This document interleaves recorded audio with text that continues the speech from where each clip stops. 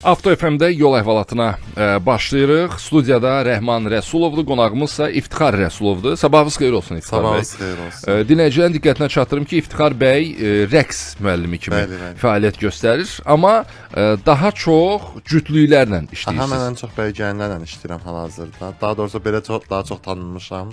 İlk bəygənin rəqsini hazırladım, belə Bluetooth-la məşhurlaşdım və vəsə. Hansı məşhur video idi yoxsa rəqs idi o? I Love You Baby rəqsi idi. İlk Azərbaycanda o da bəs aldı. Ondan sonra belə ənənəvi bir hal aldı ki, hamı rəqsə hazırlaşmağa başladı. Bəylər və gəlinlər və ya cütlük rəqsi. Düzdür, biz irəliləyən dəqiqələrdə gəzdiyiniz ölkələrdən bağlı danışacağıq, amma gəlin bu toy məsələsinə biraz toxunaq. Son zamanlar cəmaət gileygüzar eləyir ki, bəs evlənənlərin sayında azalma var, boşananların sayı çoxalıb. İndi evlənənlər 5 ay sonra boşanırlar və sair və ilaxır. İndi boşanmağı qoyaq bir qırağa. Sizdə o statistik məlumatlar təbii ki yoxdur. O evlənmə hissəsinə baxıram. Dövlət Statistika Komitəsi mütəmadi olaraq o xəbərləri açıqlayır, amma toyla bağlı müəyyən təəssüratlar var. Çünki o bəy-gəlinlərlə siz birbaşa ünsiyyətdə olursunuz, toy olmamışdan qabaq. Son zamanlarda bir artma var evliliklərdə, yoxsa azalma var? Deməzdim azalma var, həmişəki kimidir məncə. Əksinə insanların indi evlənməyə bir dəb halı kimi olub. Hamı belə bir dəb kimi, biz də evlənək, filan tarixdə evlənək deyib belə yaz gəlini olum, nə bilim. Yaz gəlini olum? Belə şey var. Belə dəb artıq yaranıb ki, iyun gəlini, haziran toyu və belə türklərdən götürmüşdür bir şeylər var. Nə maraqlı şeylər var idi. Qış gəlini olamaq istəyənlər olur, dekabrda hesablayıb toy eləmək istəyənlər olur. Yəni belə şeylər çox var. Məsələn, bir neçə gün bundan qabaq 05 25 tarixi idi. Belə sosial şəbəkələrdə çox gördüm bu tarixi yazılı. Bakıda çox toy var idi. Məsələn, sizin həmin gün hazırladığınız neçə cütlük var idi? Səhv eləmirəmsə 31 ya 32 cütlük olmalı idi. Təkcə həmin tarix üçün hazırladığım. Maraqlıdır. Bəs bundan sonraki mərhələlərdə pulunuzu saymaq kimi çıxmasın, sadəcə belə. Bundan sonraki mərhələdə 7 iyunda kimlərin toyları olacaqsa evdən tez çıxarsınız, çünki dəhşət toy çox olacaq. Həmin gün. Bəli, 7 iyunda toy çoxdur. Aydındır. Sizin rəqibləriniz var Bakı şəhərində bu işi görən, cütlükləri rəqsə hazırlayan? Rəqiblərim deməzdim, mənim həmkarlarım var. Onlar həm də rəqibdilər. O hazırlayan müəllimlər var, çoxdur. Hətta özümün də yanında çalışan müəllimlər də var ki, mənlə bərabər çalışırlar. Rəqib deməzdim, rəqib heç vaxt yəni düşünməmişəm, çünki bu biraz hamının özünün tərzi olur, o tərzə görə insanlar müraciət edirlər. Mənim tərzim məncə tamam fərqlidir. Mən tamam fərqli yanaşıram. Bu arada bizi eşidən, yay gəlini olmaq istəyən xanımlar və ya yay bəyi olmaq istəyən bəylər, cütlüklər o rəqs məsələsi ilə bağlı seçim eləyəndə, indi sosial şəbəkələr falan dəbdədir, çox çətindir seçim eləmək. Buna baxırsan profilinə, görsən ki, bu yaxşıdır, biraz sonra ondan daha yaxşısını görsən. Ən çox nəyə baxsınlar? Ən çox nəyə fikir verməlidirlər bu seçim eləyənlər? Müəllimin tələbələrinin oynamasına. Ən vacib şey odur. Yəni tələbənin verdiyi rezultat bu müəllimin verdiyi rezultatdır. Mən hamısını paylaşıram. Tələbə zəif oynaya bilir, güclü də oynaya bilir. Bu normaldır. Hamı eyni cür oynaya bilməz. Mən hamısını paylaşıram. Amma bir müəllim yalnız özünün ən yaxşı tələbələrini paylaşırsa, bu artıq sual altında yaranır ki, deməli bir dənə, iki dənə ona istedadlı bəygəlin düşüb. Ən vacibi istedadsız bəygəlin. Məsələn, məndə bir bəygəlin olub, hər iki danışma və eşitmə məhdudiyyətli olublar. Onlar musiqini eşitmirdilər. 2 müəllimin yanına getmişdilər, onlar oynaya bilməmişdilər. Mən onları çox qısa müddətdə, cəmsi 2 dərs öyrətdim, 2 saata. Bunu düzdür, hərənin öz metodu ola bilər, amma necə izah edirsiniz? Onu necə izah edə bilərəm? Əgər şəxsin eşitmə məhdudiyyəti varsa... Onlar gəldilər, mən ilk öncə anaları ilə gəlmişdi. Mən tanış olanda dedi ki, onlar Skype-da tanış olublar. Heç biri bir-birlərini, yəni hər ikisi eşitmə və danışma məhdudiyyətlidirlər. Mən onları ilk elədiyim iş nə oldu? Maqnitofonu yerə qoydum. Yerə qoydum və gür səs verdim ki, görüm eşidirlərmi, yerdəki səsdən onu hiss eləyəcəklərmi? Mən soruşdum ki, yox, mən eşitmirəm. hiss eləmirəm heç nə. Onda artıq bildim ki, iş artıq mənim dirijorluğuma qalacaq. Mən həm toyda dirijorluq eləməli olacağam, həm zalda. Mən artıq onların qulağı olaraq hərəkəti əlimlə idarə eləmişəm. Onlar mənə baxmayaraq kənar gözlə, yəni sizə baxıram, amma buranı da görürəm. Kənarda mənim gözü ilə görərək, mənim əl hərəkətimlə hərəkətlər dəyişərək, heç musiqidən çıxmadan tərtəmiz şəkildə oynadılar. Afərin, afərin sizə də onlara da. Çox sağ olun. İndi keçək verişin formatına uyğun olaraq səyahətlərə. Vietnam barədə sizə bir neçə sualım olacaq. Belə gözəl olacaq. Əslində Azərbaycanla Vietnamın arasında da çox yaxşı münasibətlər var. Dostluq münasibəti var. Elə son dövrlər hiss eləyirəm, Azərbaycandan da Vietnama turist kimi gedənlərin sayında bir artım var. Bəli. Bu mənə elə gəlir, yoxsa doğrudan da belədir? Yox, var. Və biz gedəndə məsələn biraz az idi o Vietnam haqqında məlumat ki, necədir oran və s. Bizi də həm də çox gözəl yerləri gəzdirdilər. Biz tapdıq orada Azərbaycanlı birini ki, hansı ki hamımız bizi orada qarşıladı, bizi gəzdirdi. Orada yaşayan Azərbaycanlı müəllimlər var.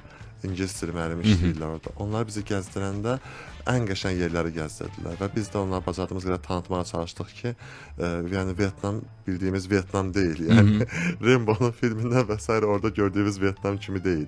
Çox gözəldir, təbiəti möhtəşəm idi. Mən o dərəcədə düşünmürdüm və səyahət elədiyim 35 ölkənin içərisində orada ilklərdədir, yəni ilk üçlükdədir belə.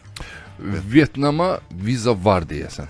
Bəli, var. Aha, amma çox da ağır proses deyil. Ağır proses deyil, yəni hər kəs ala bilirdi. Neçə şəhərində oldunuz? Neçə gün qaldınız? Mən qaldım orada 14 gün qaldım.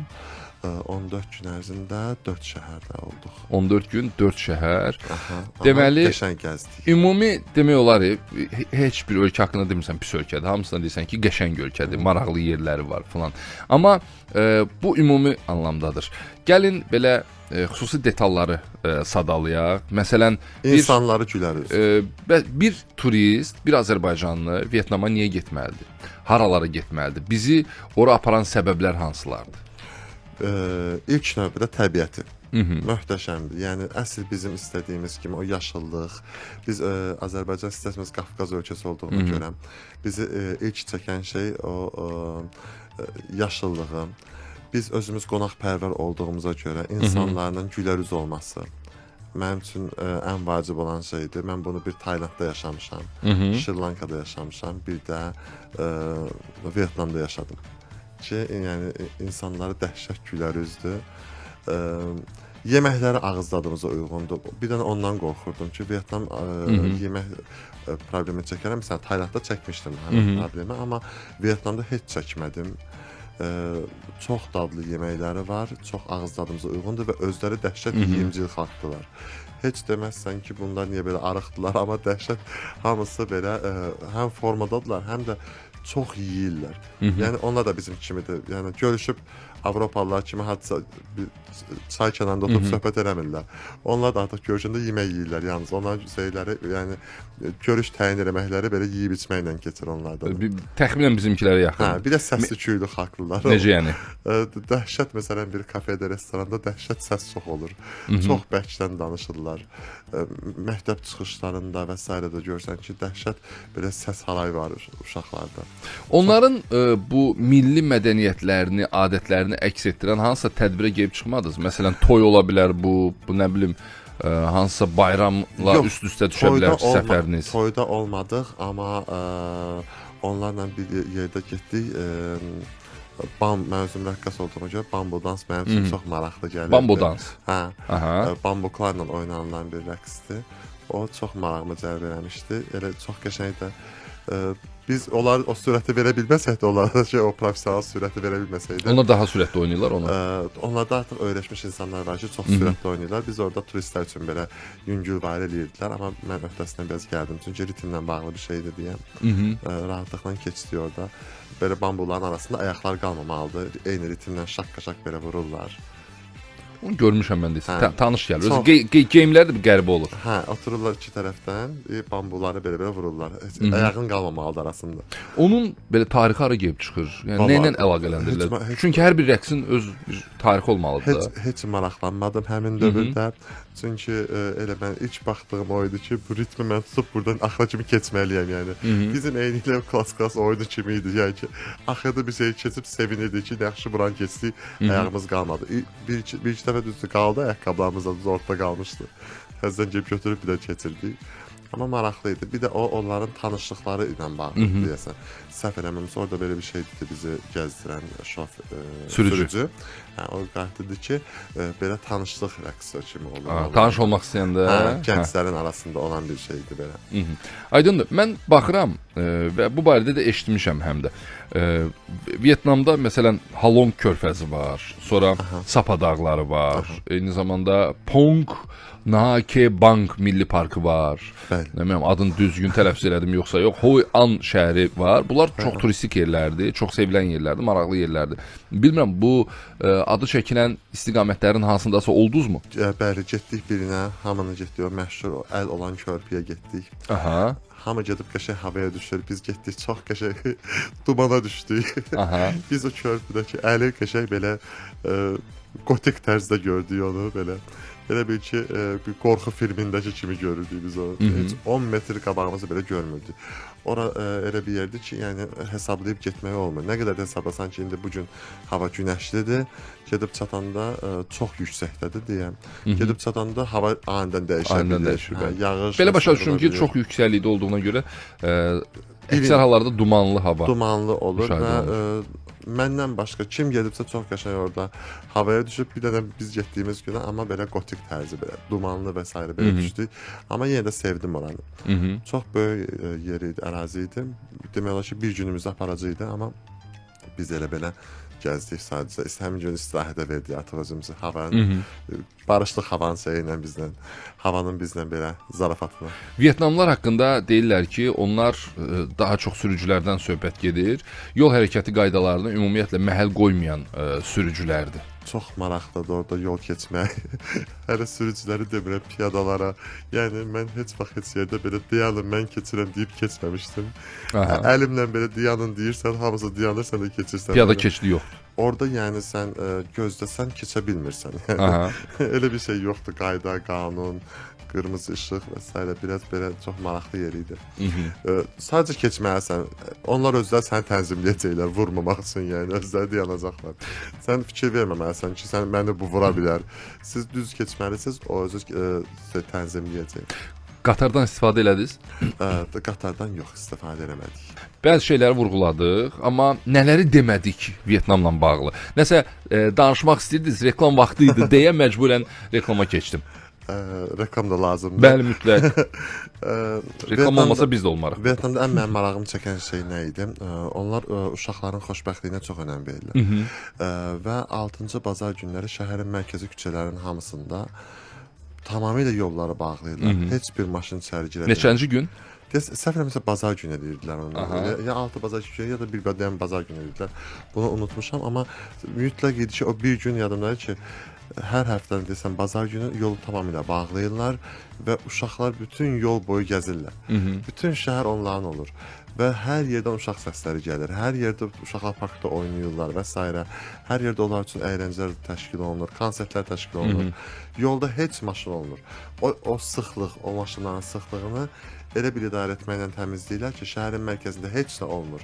Yalnız uşaqların səsləri, uşaqlar üçün əyləncəli oyunlar, hərəsi bir tərəfdə oturublar, şəkillər çəkirlər və s. Uşaqları çox xoşbəxt, ümumiyyətlə xalq olaraq çox xoşbəxt xalqdılar. Hətta biz onlarda bir dəfə kənd evinə getdik. Heç insan yatmağa yerləri belə yoxdur. Belə taxtanın üzərində yatırlar. Yəni bunu bilərəkdən edirlər, yoxsa kasıblıqdan? Hətta mən orada soruşdum ki, yəni bunu turistlərə göstərmək üçün belə edirsiniz. Yəni ki, bura turistik zonadır, insanlar gəlir. Dedi ki, yox, biz belə xoşbəxtik. Yəni onların çox böyük gözləntiləri yoxdur. Yəni bahalı mebelim olsun, bahalı yatağım, evimin remontu yaxşı olsun və s. Onlar sadəcə olaraq zövqlə yaşayırlar. Onlar yaşamaqdan zövq alırlar. Çox maraqlı idi məsələn. Mən heç vaxt elə bir evdə yaşaya bilməz idim. Hansı ki, evin ortasında ocaq qalırlar. Altında tövlədir. Baca o qədər deşik, yerlərdə o qədər deşiklər var ki, heyvanı mən altda görürdüm. Hətta şeyləri də, o tütsülər, onlar da məşhurdur, o rəngli tütsülər. Onları evin içində yandırırlar ki, heyvan gənə və s. bit-birə heyvanlardan yuxarıya qalxmasın elə. Bunlar yatdığı yerlərə. Yatmaqları da adi hamakda və s. belə şeylərdə yatırlar. Siz lap belə ucqar kəndlərə gedib çıxmısınız deyirsən. Şəhərdə vəziyyət necədir? Şəhərdə biraz daha kiçik evlərdə və s. belə yaşayırlar əhali çox sıxlığına görə. Amma bizə mən maraqlı olan onların kənd həyatı idi. Mənə çox maraqlı gəldi kənd həyatları. Getdiyim sən oradan kağız istehsalına baxdıq. Düyüdən kağız istehsal edirdilər. Düyü suyundan çox maraqlı idi. Divara yapışdırıb qurudurdular. Qopardığında kağız olurdu. Çox maraqlı bir belə texnikaları var idi.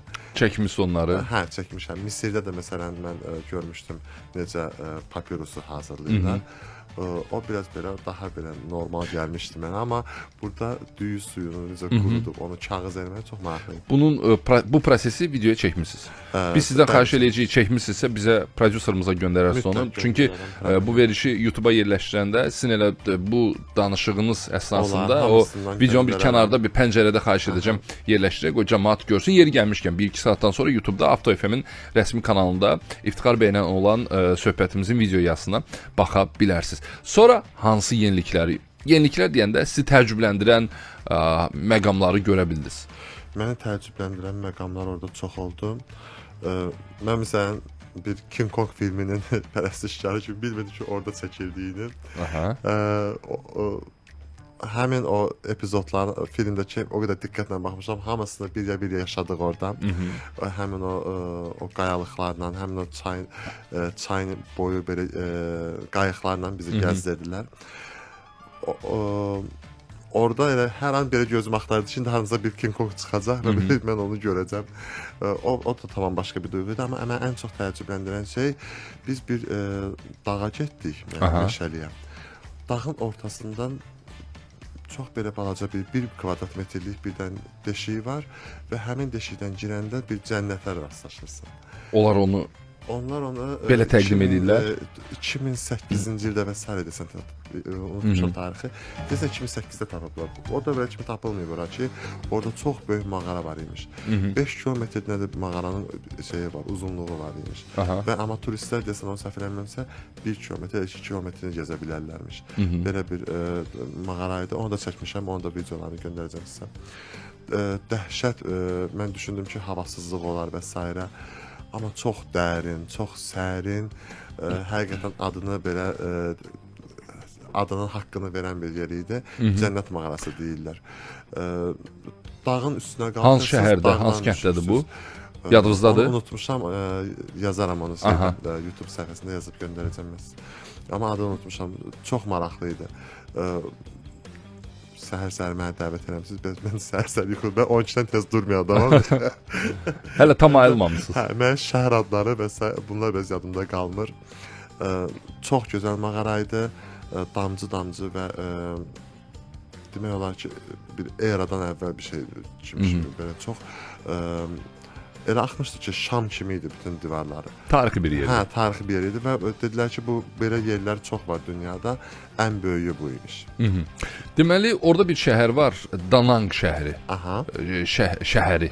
Orada oldunuz? Olduq. Çünki deyilənlərə görə dünyanın ən uzun kanatı məhz Danang şəhərindədir. Amma minmədik. Niyə? Çünki çatdıra bilmədik onu. Uspes edə bilmədik. Doğrudan belə sizcə dünyanın ən uzun yoludur, kanat yoludur. Hava şəraitimiz biraz yaxşı olmamışdı. Biraz yağışa düşmüşdük biz həmin dövrdə. Amma qəşəng şəhər idi. Daha inkişaf eləmiş yeri idi, daha belə deyək. Biz ən çox əsl Vyetnamı yaşamaq istəyirdik. Yaşadınız da. Bəli, yaşadıq. Nguyen soyadına rast gəldiniz. Nguyen. Deməli, Vyetnamda ən çox yayılan soyad Nguyendir. Ölkənin təxminən 40% əhalisinin soyadı belədir. Mən başqa şey orada gördüm. Hər yerdə Wi-Fi-lar Aha. Thank you'dur. Necə thank you'dur? Yəni hardasa Wi-Fi kodu istəsəniz, heç soruşmağa ehtiyac yoxdur. Thank Hər you. yerdə thank you yazanda və yəni Wi-Fi-ların kodları hər yerdə thank you kimi gedir. Çox maraqlıdır. Kimin soruşsa deyir thank you deyirəm ki, yox, çox mən sizə səhv danışdım. Aha. Deyir, yox, elə kodu odur. Thank you yazırsınız və bütün hər yerdə Wi-Fi-yə qoşula biləcəksiniz. Deməli, Vyetnamda 93 min kilometrdən çox yol var, avtomobil yolu, amma onların yalnız 10%-ində asfalt var. Belə bir fakt da mövcuddur. O faktı bilməsəm də bir onu bilirəm ki, 99% orada hamı, yəni mopedlərdən istifadə edir. Mopedlər həqiqətən də özü bir qarışqa yuvasında kimi hiss edirsən. Hər an hər tərəfdən çıxa bilirlər də. Yəni hər tərəfdən və dəhşət çox siqnal verilən ölkədir. Hər yerdə, yəni o siqnalların səsi insanı biraz yorur. Amma qiymət baxımından gedilib istirahət edilməli ölkədir. Çünki qiymətləri bizə görə çox ucuzdur. Sadəcə biraz təyyarə biletində biraz baha gəlir bizə, çünki uzaq olduğuna görə. Bakıdan birbaşa yoxdur deyəsən. Bakıdan birbaşa yoxdur, tranzitlə gedirik. İstanbulla? İstanbuldan gedirik, bir də mən Qətərdən getmişdim. Aydındır. Siz bayaqları mətbəxlə bağlı azdan çoxdan danışdınız, dediniz bizim ağız dadımıza uyğundur Vyetnam mətbəxi. Yəni konkret istiqamətlərə də toxunaq, adlara da toxunaq. Bilmirəm, yadınızda qalıb yoxsa yox. Amma ən çox nə təklif edildi sizə? Açığı mən yeməkləri görməsəm heç vaxt yemirəm. Yəni adları ilə bu möhtəşəmdir və s. mən yemirəm. Hətta bizi orada Vyetnamda gəzdirən Azərbaycanlı bəy Həsən var idi. Özü artıq belə bir şirkət də orada yaradıb ki, Həsən Asian Site belədir. O bizi gəzdirirdi. O bizə dedi ki, buranın özünə məxsus kofesi var. Mən də heç kofe içən deyiləm. Bizim hamımızı yığıb apardı yumurta kofesi. Kofenin üzərinə yumurta, biz uşaq vaxtı nənələrimizin hazırladığı qoqul-moqul. Onu kofenin üzərinə tökürlər. Necəsə oldu bir də mən içməyəcəm, mən sadəcə çay içəcəm. Bir də baxdım ki, bir də mən həmin kofedən içirəm, qalan hamı çaydan içir. Niyə? Necə yəni niyə belə bir nəticə oldu? Çoxmu bəyəndiniz yoxsa necə? Çox bəyənməmişəm. Onlar elə fırlatdılar ki, özləri o qıraqda baxıblar, xoşlarına gəlməyib. Mən bir də zakaz eləmişəm, sifariş eləmişəm. Onlar artıq çay içdilər. Mən onun dadına baxdım. Belə, biraz acı idi, amma kofeləri çox gözəl olur Vyetnamın, onu da deyim. Kofe sevənlər üçün əla bir yerdir. Mən amma sən kofe sevmirəm deyə, mən çay içəyəm deyə, mənim yerim Şri Lanka və Hindistan deyə düşünürəm. Deməli, hamı harasa gedəndə xarici ölkəyə, orada nəsə alıb gətirir də. İndi nə bilim, bu Birləşmiş Ərəb Əmirliklərinin Dubaya gedəndə nə bilim kimsə özü üçün telefon alıb gətirir, nə planşet alır, notebook və s. və ilaxır. Hər ölkə ilə bil ki, nə üçünsə ixtisaslaşmış kimi gəlir bizə. Vyetnama gedib oradan nə alıb gələ bilərsən? Çox gözəl maqnitlər var. Yox. Maqnitlər artıq dəbdə deyil. Dəbdə deyil, amma çox gözəl brend geyimlərin, hansı brend geyimlərin, idman brend markaların çox gözəl orada tikilişləri var. Mən orada onları görəndə dəhşətə gəldim, çünki qiymətləri çox aşağıdır. Orijinallardır. Orijinallar da orada tikilir. Amma A klasslar da təbii ki var aralarında. Gərək onu çox yaxşı başdan çıxsın ki, onlar söyləsən. Amma orijinalları da çox ucuzdur. Çünki orada tikilir deyə. Hamısı yəqin ki işçi qüvvəsi orada ucuzdur. Ona görə çox, yəni ora gedənlər özünüzlə paltar aparmayın. Belə şeyləri oradan alarsınız. Hansı ki yağmurluqdur və s. idman malları. Marka. Marka idman geyimləri. Orada çox gözəldir. Bir də əl işləri. Yəni Vyetnam xalqının əl işləri çox gözəldir. Hədiyyəlik kimlərəsə artıq maqnit və s. almağı düşünməyin. Orada bazarlar olur hər axşam. Turistik. Bir də qiyməti çalışın öldürəsiniz. Yəni, orada da aldadırlar? Heç aldatmırlar. Sadəcə qiyməti deyir. İstəyirsən al, istəmirsən alma. Amma sən qiyməti düşürdün, bazarlıq eləyərsənsə qiyməti düşürürsən. Hətta mənim bir videom var, 150 min deyəcəyi, mən 40 min alıram. 150 min nədir? 150 min dediyi. Yox, aydındır, onların 150 mini bizim manata çevirəndə. Manat Unutmuşam nə ekvivalentidir. qədər eləyir. Yəni ki 150 min deyir, o videoda yadımdadır ki 150 min deyir. Mən Aha. bunu 40 minə düşürdüm. Hətta birazdan 30 minə də düşürəm. O dərəcə düşürmək olur. Yəni bu Hindistanda da yaşamışam. Hindistanda 3000 dediyini, yəni 30 manat almaq olur. 2-0 düşürtmək olur yəni. Bir sual da verim. Dil ingilis dili ilə bağlı problemləri var, yoxsa yox? Dil biraz zəif bilirlər. Amma ən azından başqa ölkələrdən fərqli olaraq Azərbaycan dilini Azərbaycan tanıyırlar və üzləri gülür. Bu çox xoşuma gəlir və gəldi Vyetnamda. Azərbaycan dilində çox adamlar tanıyır. Ən çox da orta nəsil daha çox yaxşı tanıyır. Sovetlər görmüş insanlar daha çox Azərbaycan dilində Azərbaycan tanıyırlar. Bir də orada mənim ən çox marağıma səbəb olan nə oldu? Orta məktəbdə uşaqların hələ də qalstuk taxması. Aha, o qırmızı qalstukdan Hə, qırmızı taxırlar. qalstukdan taxırlar. Sosializmdir də. Hə, onun da videosunu göndərdim. O da çox maraqlı video idi. Onu da çəkdim. Short geyinirlər. Hə, Short. Rahat geyinirlər Və məktəblilər. Məktəblilər. Bir də o qırmızı qalstuklar çox xoşuma gəldi. Məni biraz uşaqlığıma qaytardı. Əla. Onda uşaqlığınıza qaytarıbsa sizi, gəlin keçək başqa bir ölkəyə. Bilməm bu hara ola bilər? Hara ola bilər? Sizə hara maraqlıdır? Hindistan ola bilər məsələn və ya Şri Lanka ola bilər. Şri Lanka barədə belə baxıram daha ürəklə danışmağa meyillisiniz. Şri Lanka mənim ilk səyahət etdiyim ölkələrdən. Səyahətə başladığım ölkə olub. İlk səyahət etdiyim Misir olmuşdu. Türkiyə, sonra Misir. Mən ilk aktiv səyahətimə 2020-dən sonra başlamışam. 2020-yə kimi 3 ölkədə olmuşdum. İndi 35 ölkə olub. O da nədən sonra oldu? Pandemiyada mən anladım ki, mən özümə heç yatırım eləməmişəm. Mən sadəcə olaraq işləmişəm, çalışmışam və artıq qazandıqlarımı xərcləməyə və biraz ölüm qorxusu məni anlatdı ki, yəni insanlar cavan ölə də bilərlər. Ona görə də mən ən böyük arzularımdan biri dünyanı gəzmək idi. Heç olmasa istədiyim ölkələr var idi. Mən biraz heyvanlar aləmini və s. sevdiyimə görə məni həmişə Afrika və Asiya daha çox çəkir. Mən Avropanı az gəzmişəm, amma o ölkələr, cəngəlliklər və s. belə ölkələri daha çox sevirəm. Hələ kimi sən başlaya bilməmişəm Afrikaya, o zonaya hələ çıxa bilməmişəm, amma artıq yavaş-yavaş düşünürəm ki, zamanıdır.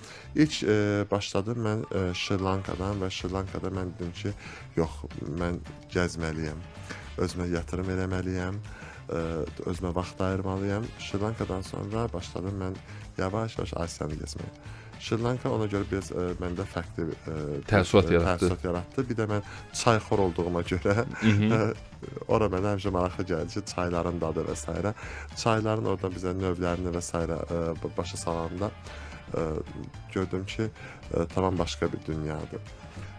İnsanların orada da yenə də gülərüz olması xoşuma gəldi. Təbiət əsl mən istədiyim kimi idi. İlk okeana toxunuşum oradaydı. Şri Lankadaydı. Ondan əvvəl olmamışdı yəni. Axır ki, əsl çayın dadına baxa bildiniz. Əsl çayın dadına baxa bildim. Nə hiss elədiniz, nə fərq hiss elədiniz? Əsl çay necə olur? Əsl çay hal-hazırda bizim içdiyimiz kimi çox belə qırmızı olmurmuş. Aha. Əsl çayın əsl çay biraz insanı... İndi biz əsldə deyir, indi hər regionun özə məxsus çayı falan ola bilər, torpaqdan asılıdır. İndi o növlər də var, çox güman ki. Sakitləşdirir və dəmlənmə texnikaları da fərqli olur istər-istəməz. Mənə elə gəlir ki, onlar bizim kimi dəmləmirlər. Sadəcə biraz... Qaynadırlar bəlkə. Qaynatsaydılar o qədər acı dadardı, acı deyildi olan çayları. Əksinə daha belə xoş və biraz belə sakitləşdirici idi çaylar. Mən fikirləşdim ki, hətta yaşıl çay içəm, görüm yox, yaşıl çay içmirəm.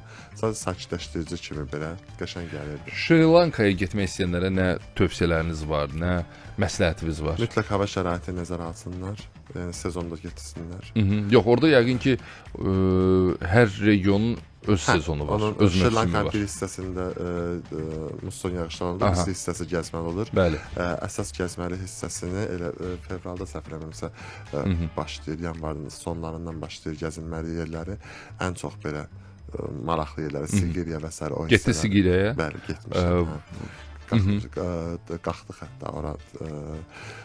Neçə yüzdən pilləkən olmalıdır? Hə, Bir onu bilirəm ki, yuxarı qalxanda artıq mən yox idim ki, buna düşməyi düşünmürdüm ki, burada düşməyə də bir günüm gedəcək deyə düşünür insan, amma ora qalxanda o hava da biraz tutulu idi.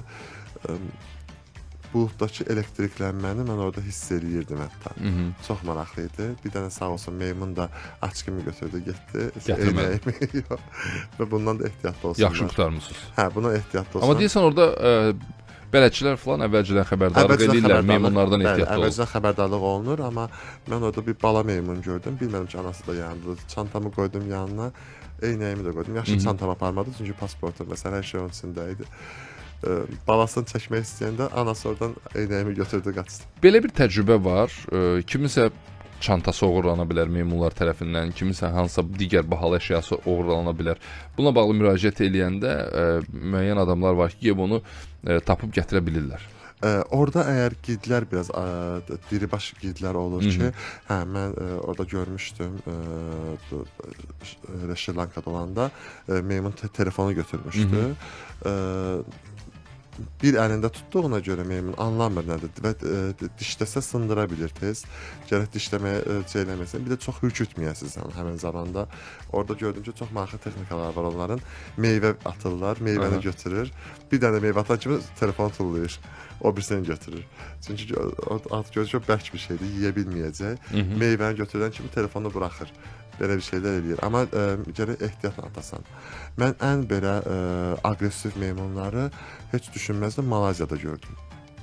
Ən aqressiv meymunlar Malayziyada. Nə fərq var ki, o Şri Lankadakılardan? Ya biz həmin vaxtda onların şeyinə düşdük, o dava elədiyi müddətə düşdük və yaxud da ki, onların cütləşmə sezonuna düşmüşdük və nə isə dəhşət çox səsli idilər və bir də dəhşət çox sağa-solcu qaçırdılar.